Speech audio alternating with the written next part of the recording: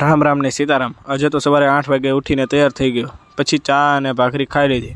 મારે હિંચકા પર બેસવું હતું, પણ ત્યાં તો ભાઈ બેઠો હતો, એટલે વડીલ કહેવાય ને, એટલે એને ન બતાવ્યું ને હું માંડવીના ઢગલા પર બેસી ગયો। પછી ભાઈને લાગી ભૂખ, એટલે હું ને ભાઈ નીકળી ગયા ગાંઠિયા ખાવા માટે। બે ખાઉધરા છીએ।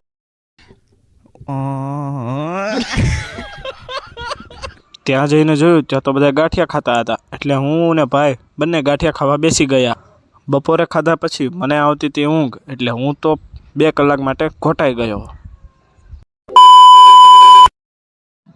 3 વાગ્યે અમે બધા ફૂલ ફેમિલી સાથે અમારી વાડીએ માંડવી વીણવા માટે ગયા હતા।